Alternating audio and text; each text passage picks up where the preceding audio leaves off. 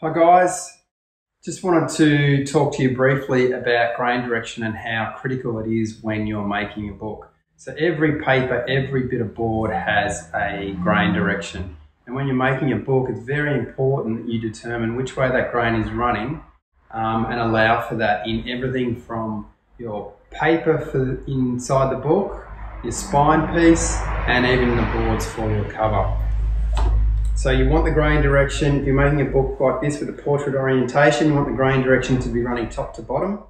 Just the same as the boards for your cover, you want the grain direction to be running from top to bottom, and equally your spine piece.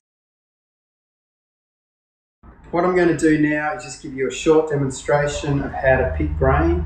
So I've just got this piece of card here, and if I fold it one way, it's quite thick card, but if I fold it one way, it folds quite neatly and easily. And if I fold it the other way,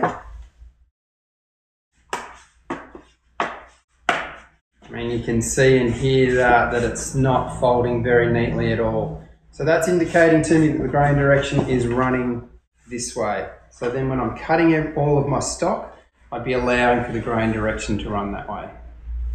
So I've spoken about folding a piece of stock to find grain direction. Another way that you can find grain direction is simply by tearing.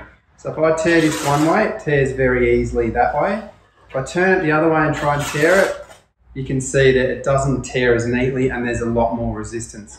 Another way you can find grain direction is just by taking a piece of card and doing what we call the sag test, and that's where we hold it and allow the card to sag one way and then sag it the other way, and again the way with least resistance will indicate which way the grain is running.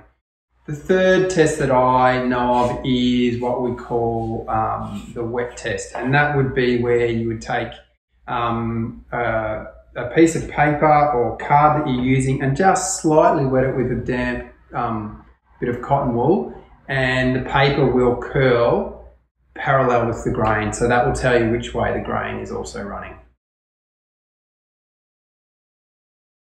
So what would happen if you don't have the grain direction running the right way? If you don't have the grain direction running the right way on your pages, the book block in the end might not sit as well as you want it to. If you don't have the grain direction running the right way on your boards, when you go to case the book in or stick the book into the cover, it may have a tendency to pop open and not sit flat when closed. And with your spine piece, if you don't have the grain direction running the right way, top to bottom on your spine piece, when you go to stick your spine piece onto the leather or cloth, it will have a tendency to cockle and not sit as well as it should.